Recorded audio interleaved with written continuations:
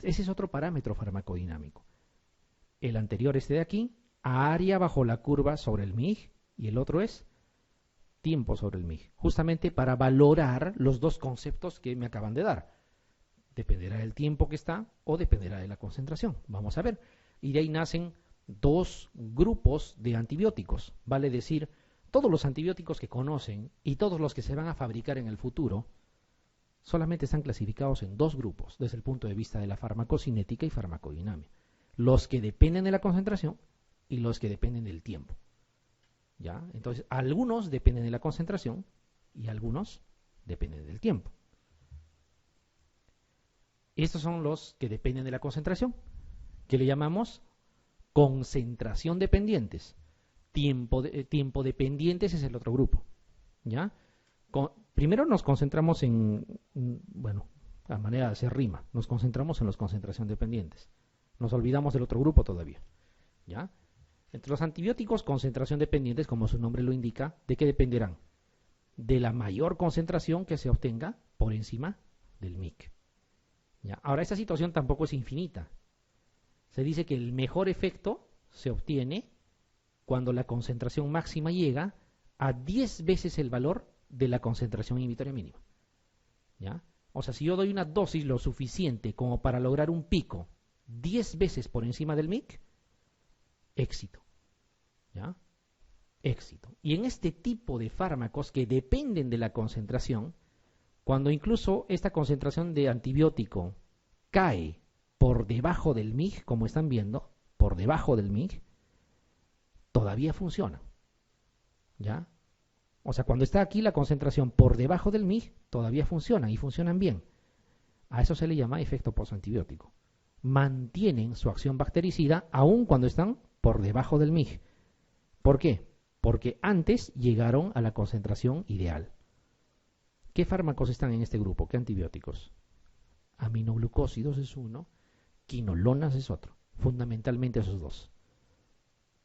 Aminoglucósidos y quinolonas. Entonces aquí ya van haciendo una pregunta que va a tener una respuesta mucho más basado en lo que es y no en una suposición. Si yo quiero optimizar la administración del levofloxacino, por ejemplo, ¿qué es mejor? ¿Dar 500 cada 12 o dar 750 cada 24? ¿Qué creen? Ya, 500 cada 12 podría ser. Y la otra alternativa es 750 cada 24. ¿Qué tipo de antibiótico es las quinolonas? ¿Dónde está el levofloxacino? Lo acabo de decir. Concentración dependiente. ¿De qué depende? De la concentración. No depende del tiempo. Entonces, aun cuando la lógica no les dé, porque no pareciera que nos está jalando por otro lado, no, o sea, si yo pienso con la lógica nomás me puedo equivocar, ¿no? Quinolonas y aminoglucósidos, es mejor subir la dosis. Así sea una sola vez. Y alguien me dirá, pero después va a bajar la concentración por debajo del MIG. Lo que les dije. Tienen efecto postantibiótico. Entonces, es mejor dar una sola vez al día y a dosis altas. Entonces, por ahí escuchan y le van a decir, es lo mismo dar amicacina, porque aminoglucósidos están en este grupo, dar 750 cada 24 o dar 500 cada 12 es igual. No es igual. Es mejor dar 750 una sola vez al día, porque es un antibiótico concentración dependiente. En palabras simples, si yo le doy 500 cada 12, voy a lograr concentraciones no tan altas como las que necesito. 2 veces al día, que no va a ser equivalente a lograr una sola concentración óptima, aun cuando después baje por debajo del MIG, porque tiene efecto postantibiótico. ¿Se entiende lo que estamos diciendo? ¿Ya? Entonces, eso es importante. Ahora, cuidado. Las quinolonas, no le voy a llamar antiguas porque suena feo, pero las quinolonas, digamos, más clásicas, como ciprofloxacino, se administran cada 12. ¿Ya? Porque no son 100% concentración dependientes, tienen algo del otro también. Pero si yo quiero mejorar, ¿qué prefiero? ¿Dar ciprofloxacino 500 cada 8 o mejor le doy 750 cada 12? Así es. O sea, voy a mejorar aumentando la dosis, no acortando el tiempo de administración. ¿Por qué? Porque son concentración dependientes. Equivalente a decir dosis dependientes. ¿Ya? Dosis dependientes. Muy bien. Y las quinolonas que están saliendo ahora último, moxifloxacino, por ejemplo, por eso se da 400 cada 24. Porque cada vez se está estudiando mejor esto y es obvio que son antibióticos concentración dependientes. ¿Cómo se da la estreptomicina? ¿Cada 8 o cada 24? Cada 24. También es un aminoglucósido. La amicacina, cada 24 también. No es igual darle cada 12. A pesar de que ustedes en los vademecums, en los libros clásicos, van a encontrar que la dosis es 500 cada 12 también. ¿Ya? En antibióticos de tipo concentración dependiente. Y aquí viene lo otro. O sea, el otro grupo que responde a la otra lógica. Esto. Que la concentración del fármaco esté el mayor tiempo posible por encima del MIG. O sea, ya no tanto la concentración hacia arriba, sino permanentemente que esté por encima del MIG. Y así yo hago un esfuerzo, con una sola dosis eso no va a ser posible. ¿O no? Con una sola dosis no voy a lograr que esto esté permanentemente por encima del MIG. ¿Qué debo de hacer? Dar más dosis, así es. Acortar el tiempo de administración. Entonces, fíjense, el otro dependía de la concentración. Esto depende del tiempo que esté por encima del MIG. Por eso se llama tiempo dependientes. ¿Y quiénes están ahí? Betalactámicos, fundamentalmente. Betalactámicos es el grupo de fármacos antibióticos, obviamente, que tienen mejor representatividad dentro de este grupo. Y aquí les pongo el ejemplo. Doctor, doctora, alguien les puede preguntar. Mi familiar está tomando cefalexina. Cefalexina es una cefalosporina de primera generación, es un betalactámico. Quiero mejorar la efectividad del fármaco. ¿Qué me sugiere? Le han dado 500 cada 8, digamos. ¿Le doy 1 gramo cada 8 o le doy 500 cada 6 horas? 500 cada 6 horas. ¿Por qué? Porque es un fármaco tiempo dependiente. ¿Se entiende? ¿Ya? O sea, hay 2 grupos de antibióticos, no hay más.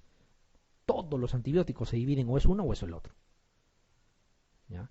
Por ahora, acuérdense de quinolonas y aminoglucósidos en el grupo anterior y acuérdense de betalactámicos en este grupo. Acá también estaba vancomicina, por ejemplo. ¿Ya? Ahí les voy a un poquito hacer reflexionar. Una reflexión que les va a servir para grabar mejor lo que estamos hablando. Más de uno aquí, si no son todos, estoy seguro, convencido, de que han recibido visitas, obviamente visitadoras médicas o visitadores, no sé. No estoy hablando mal de ellos, porque la labor de ellos es transmitir lo que el laboratorio les dice. Preparados de amoxicilina para dar cada 12 horas. ¿Sí o no? ¿O me estoy inventando? Ya no 500 cada 8, eso es de antes, ahora la ciencia ha revolucionado, le dicen, es 850 cada 12 y es igual. Falso, no es igual. No es igual. ¿Ya? Porque, ¿qué tipo? La amoxicilina es un betalactámico. ¿Es un antibiótico? Tiempo dependiente, no es concentración dependiente. Que me digan quinolonas, que me digan aminoglucósidos, eso sí les creo. Pero me están hablando de un fármaco tiempo dependiente. No mejoras al aumentar la dosis, mejoras al acortar el tiempo de administración, porque más tiempo lo vas a tener por encima del MIG. ¿Ya? Eso es importante. ¿Y cuál sería la exageración de tenerlo por encima del MIG? Darlo en infusión. Por eso es que algunos antibióticos en la UCI se dan en infusión. Carbapenems, por ejemplo, lo colocas en una bomba de infusión y todo el día está saliendo una concentración constante. Entonces lo tienes ya esto prácticamente en línea recta, por encima del MIG, todo el día. Y el carbapenem también es un betalactámico. Tiempo dependiente. Optimiza su aplicación. Pero a ver, hagan eso con amicacina, no tendría sentido. Ya, porque amicacina es concentración dependiente. Fíjense, son conceptos tan, yo diría, simples, muy fáciles de entender, fáciles de aplicar también, pero nunca le hemos dado importancia a la parte antimicrobiana. O sea, pensamos que saber la dosis, saber el nombre, es suficiente. ¿Ya? Pero podríamos optimizar el uso. ¿Ya? Podríamos optimizar el uso. ¿Hasta ahí se entiende? Ya, miren, vamos a seguir. Esto es lo que tenemos que hacer para lograr que la concentración esté permanentemente por encima del MIG. Damos una dosis, otra dosis y otra y otra. Entonces, antes de que la concentración del antibiótico haya descendido hasta por debajo del MIG, el MIG está acá, nosotros damos otra dosis más y una más. Entonces vamos a lograr siempre que el antibiótico esté por encima del MIG. Entonces, si en el grupo de concentración dependientes lo ideal era llegar a 10 veces por encima del MIG en una sola dosis, en el grupo de tiempo dependientes lo ideal es llegar a 4 veces el MIG el mayor tiempo posible. ¿Ya? Si logras 5 veces, 10 veces, no es mejor que 4 veces el MIG, pero el mayor tiempo posible. ¿Ya? El mayor tiempo posible. Entonces ya hay cosas que están perfectamente descritas. Saben que esto significa tiempo sobre el MIG, ¿no es cierto? Y ya saben a lo que nos estamos refiriendo. En personas inmunocompetentes, es decir, cualquiera de los que están acá, o sea, no inmunosuprimidos, personas inmunocompetentes, se dice que para los antibióticos tiempo dependientes, lo ideal es que el tiempo sobre el MIG sea el 40%. Me explico mejor. ¿A qué cosa se referirá con 40%?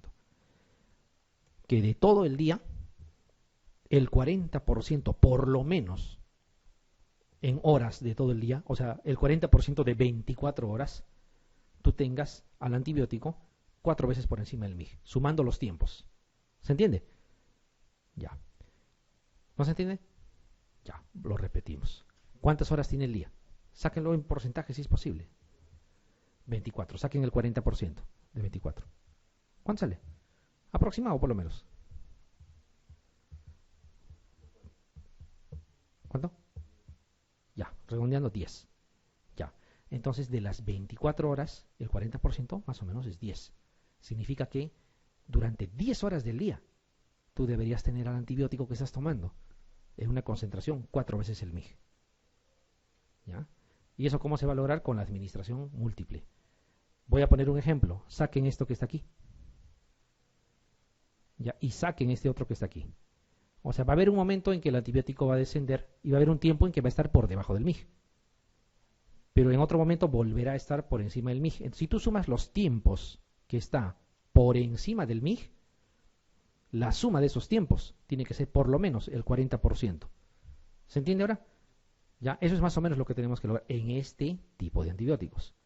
Esto no se puede aplicar a los concentración dependientes. ¿Ya? Entonces, a veces,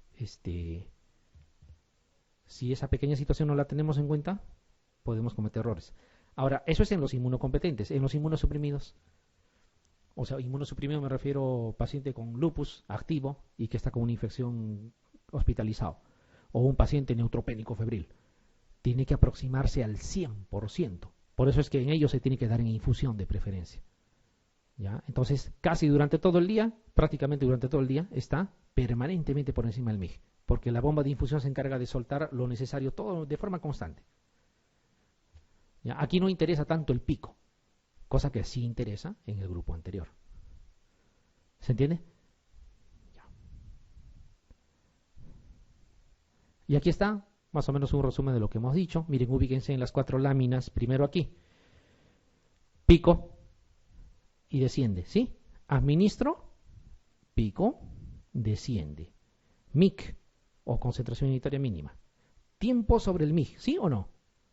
Este es el tiempo que el fármaco está por encima de la concentración unitaria mínima. Área bajo la curva sobre el MIG, lo que hemos dicho, será todo lo que está acá. Desde aquí, todo lo que estamos mostrando. Entonces, con estos mismos parámetros, nosotros vemos dos grupos. Los que dependen del pico, ¿ya? No nos interesa el tiempo, sino el pico.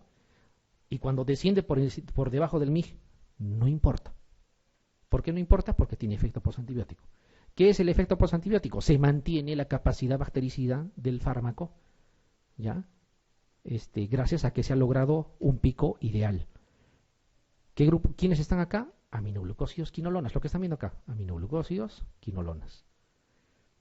Pero el otro grupo es intentar prolongar la concentración del fármaco el mayor tiempo posible por encima del MIG, cosa que no era aquí. Aquí era el pico. Aquí es el mayor tiempo posible por encima del MIG.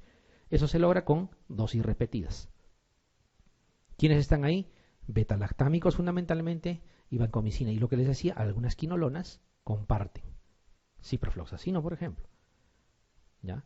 Levofloxacino es más concentración dependiente que ciprofloxacino, porque levofloxacino se da una sola vez al día, moxifloxacino también se da una sola vez al día.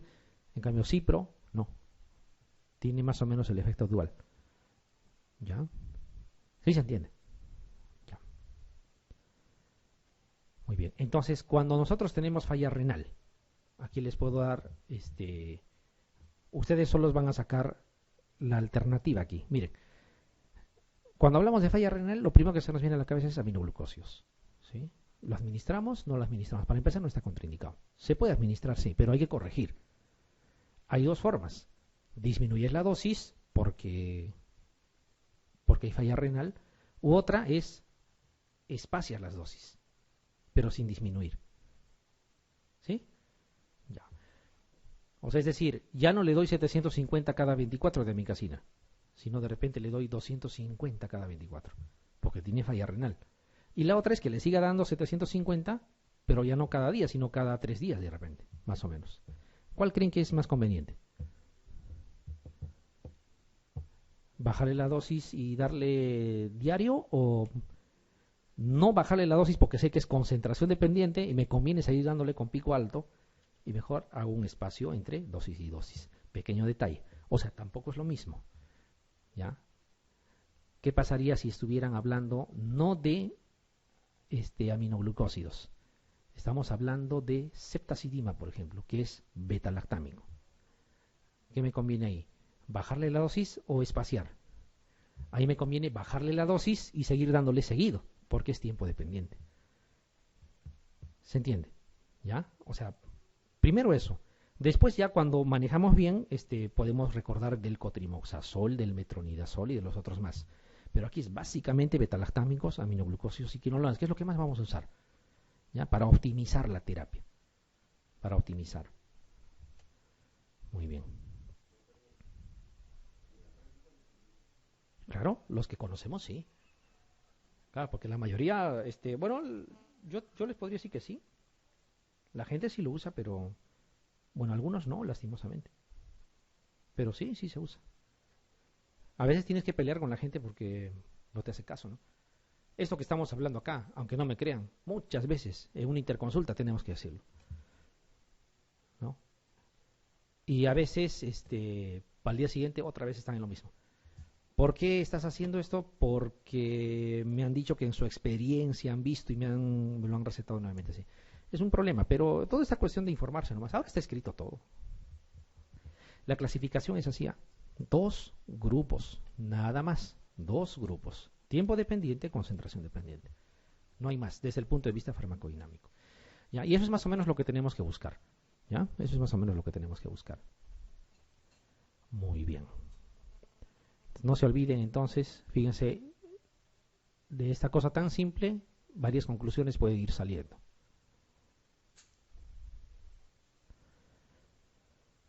Esta es una pregunta interesante, que es básicamente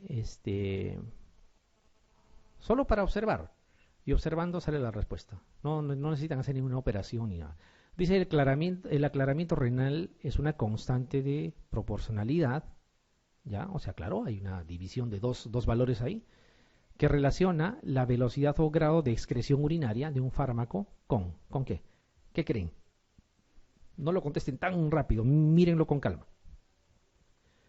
Si hablamos de aclaramiento renal, estamos hablando de función renal, es más o menos lo mismo, ¿no? Entonces, la función renal, ¿qué cosas ustedes tienen que ver para decir cómo está la función renal? Uno será lo que se esté logrando excretar por vía urinaria, perfecto. Pero ¿con qué cosa lo comparamos? ¿Con la concentración a nivel de riñón? ¿Alguna vez medimos la concentración a nivel de riñón? Claro, de repente se puede medir, pero no medimos eso. La otra es la excreción urinaria máxima. O sea, comparamos la excreción de orina con la excreción de orina. Tampoco. La otra dice la concentración en orina. O sea, excreción con concentración solo en orina. La otra dice la concentración en plasma, o sea, cuánto tenemos en plasma y cuánto está saliendo por la orina, para ver más o menos cómo está la depuración, que es lo más lógico. Y la otra dice la cantidad total en el organismo. Difícil de medir, o sea, tendríamos que medir en tejidos, o sea, sumar todo y en base a eso sacar la depuración. ¿Cuál es la alternativa? Así es. O sea, hay preguntas que simplemente tenemos que, ¿no?, observarla y de ahí más o menos sacar conclusiones. Otro concepto, un concepto casi teórico, ¿ya? Casi teórico porque, bueno, de todo lo que me he echado a buscar, he encontrado una sola pregunta para operar y la otra que es así, concepto tal cual, ¿ya? Entonces, pero igual hay que tenerla en cuenta. Dice volumen de distribución, ¿ya? Como ahí dice, es el espacio virtual, o sea, no es un espacio conformado por tal o cual estructura, sino virtual, ¿ya? Es más o menos imaginariamente todo el espacio donde estaría diluido el antibiótico que damos o el fármaco que damos, ¿ya? O sea, quiere decir que cuando yo doy 100 miligramos de un determinado fármaco, administro a una persona, yo digo, por todo el lugar de su organismo donde se va a diluir ese fármaco, ese es el volumen de distribución. Más o menos algo así, ¿ya? Más o menos como un concepto. Cantidad de fármaco también que existe en el organismo entre concentración plasmática, o sea, lo que está acá. Esto es interesante, o sea, la dosis lo divides tú entre la concentración en el plasma y ese es el volumen de distribución, ¿ya? O sea, la dosis que has administrado por endovenoso, obviamente, que es la dosis total, dividido entre la concentración plasmática. ¿Para qué cosa sirve? Para que puedas utilizar o determinar la dosis de carga, ¿ya? La dosis de carga es la dosis inicial, ¿ya? Para que tú puedas determinar esta dosis de carga, obviamente despejarás dosis, esto pasará a multiplicar la concentración que tú quieres alcanzar en plasma por el volumen de distribución, ¿ya? Y aquí está la pregunta que les decía, netamente teórica, tiene mucho que ver con el concepto y nos dice la relación que existe entre la cantidad de fármaco en el organismo entre su concentración plasmática, se llama justamente lo que hemos visto aquí, ¿no? Entre su concentración plasmática, ¿qué se llama? Volumen de distribución. Sin embargo, por ahí nos han soltado una pregunta de este tipo. Dice, si el volumen aparente de distribución, o sea, es el volumen de distribución de un fármaco, es 100 litros, ¿qué dosis por vía intravenosa, si digo tipo bolus o tipo bolo, es la dosis de carga o no? Justamente ahí viene la aplicación del concepto. Deberías administrar para alcanzar una concentración inicial en plasma o concentración plasmática de 2 microgramos por mililitro. ¿Qué se puede hacer ahí? Partimos de la relación que nos dan. El volumen de distribución es la dosis que queremos encontrar dividido entre la concentración plasmática. Tenemos dos valores, simplemente tenemos que despejar.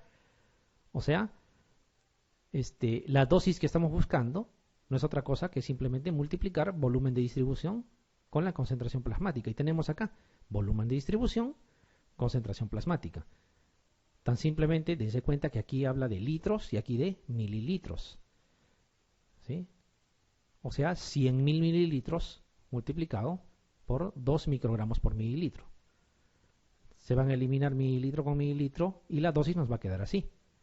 200.000 microgramos, pero como sabemos que 1000 microgramos es un miligramo, es lo mismo decir 200 miligramos. O sea, aplicativo netamente, pero si no recordamos el concepto nos podemos equivocar, ¿ya? Aquí es la alternativa, la A, porque también hay 200 y está en microgramos. Muy bien. Muy bien. Otro concepto, índice terapéutico. Ya, si somos exactos, el índice terapéutico no es otra cosa que podríamos decir el espacio que tenemos entre lo mínimo que necesitamos para lograr efecto y el máximo valor del cual no debemos pasarnos porque vamos a causar problemas, ¿ya? O sea, dosis letal, que algunos lo consideran como dosis tóxica también, no es lo mismo, pero se puede también utilizar, ¿ya? Porque no, lo que tenemos que ponernos como límite no es la dosis para matar, sino suficiente con saber la dosis a la cual vamos a tener efectos colaterales con seguridad. Entonces, y dosis efecto vendría a ser la dosis terapéutica. Entonces, miren, si yo les digo, la dosis terapéutica es 100 miligramos y la dosis letal es 1000, uno podría más o menos tener una idea cuántas veces puedo aumentar la dosis. Puedo de 100 pasar a 200, a 300, pero no llegar a 1000, porque con 1000 ya voy a tener problemas. Por eso es lo que dice aquí, me indica más o menos cuántas veces puedo incrementar la dosis como máximo. Para eso más o menos me sirve, ¿ya? Para eso más o menos me sirve. Y el antibiótico, hablando de antibióticos, con mayor margen terapéutico o índice terapéutico es las penicilinas. ¿Ya? Las penicilinas. Por eso las penicilinas se puede duplicar la dosis, se puede triplicar, no va a pasar nada.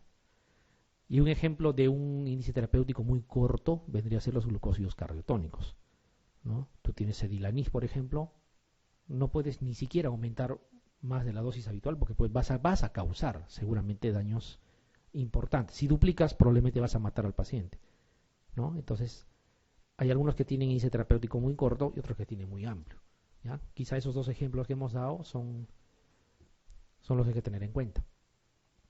Esto lo tienen graficado, ¿no? Dice los fármacos adjuntos, o se está hablando fármaco A y fármaco B. Esa es otra forma de preguntar, que les den así un esquema, ¿ya? Fármaco A, fármaco B. Los fármacos adjuntos representan las curvas dosis-efecto y dosis letal. Dosis-efecto, dosis letal, ¿ya? Dosis-efecto también aquí, dosis letal. De los medicamentos A y B. O sea, el medicamento A o el fármaco A tiene su dosis efecto o dosis terapéutica cuando está a concentración de 100 y tiene una dosis letal cuando está a concentración de 400. Y el fármaco B tiene su dosis efecto o terapéutico a 200 y su dosis letal a 800. ¿Sí? No son iguales, obviamente. Dice, ¿cuál de los medicamentos tiene mayor índice terapéutico? ¿Ya? Uno, si es observador y de repente lo marcamos muy pronto, podríamos equivocarnos. Pareciera que este tiene. ¿Sí? Pareciera. ¿Ya? Pero miren, lo que tenemos que ver aquí es, se divide. ¿Se acuerdan? Dosis letal entre dosis efecto o dosis terapéutica. Ahí aquí sería para el fármaco A 400 entre 100, sería 4. O sea, como máximo 4 veces su dosis para que no pase nada. Y aquí 800 entre 200 también es 4. ¿Ya? O sea, tienen igual, ¿ya? Son iguales en cuanto a índice terapéutico se refiere. ¿Ya? Entonces hay que tener cuidado. En esta misma curva dosis-efecto, aquí está más o menos lo que hemos visto. El índice terapéutico, miren. Dos dosis que hay que comparar. ¿Ya? Esto es dosis. ¿Ya? Siempre se compara la dosis tóxica con la dosis del efecto que deseamos. ¿Ya? Y el espacio entre ambas, lo que les decía, es más o menos el índice terapéutico. Es decir, desde el índice terapéutico dosis-efecto, cuántas veces yo puedo incrementar sin pasarme, ¿no? Obviamente. Y para eso, ¿cómo obtengo un valor más o menos aproximado? Dividiendo. Por ejemplo, en el ejemplo anterior decía 4. Significa que yo como máximo puedo cuadruplicar la dosis, no más. Si quintuplico ya me fui para el otro lado, ¿no? Máximo, cuadruplicar. Si triplico, con toda seguridad que estoy dentro del margen seguro todavía. Dice, al evaluar los efectos de un medicamento, se obtiene una dosis efectiva 50, varias formas de describir cosas parecidas, de 10 miligramos, y una dosis tóxica 50 de 25 miligramos. El índice terapéutico puede venir así de directo, sencillo. ¿Cuánto es? ¿Sí? ¿0,4? ¿Seguros? Mira, la dosis tóxica es 25 y la dosis terapéutica, digamos, es 10. ¿Cuánto es? Tenemos que dividir nada más. Así es. ¿Ya? Hay que tener cuidado.